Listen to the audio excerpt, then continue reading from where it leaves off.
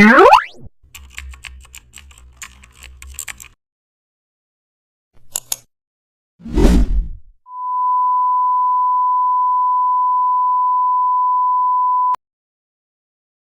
this tutorial, you'll design a visual roadmap section using custom shapes, often used to communicate future plans and milestones. Start by opening Photoshop and creating a wide canvas with horizontal space.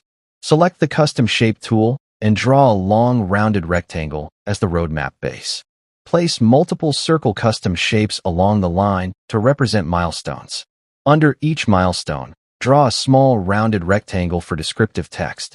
Use the Type tool to add milestone titles and short explanations. Highlight the current milestone by enlarging its circle and using a stronger color. Duplicate the roadmap base, place it behind, apply a soft shadow, and slightly offset it for depth. Zoom out. The roadmap now feels clear, forward-looking, and professional.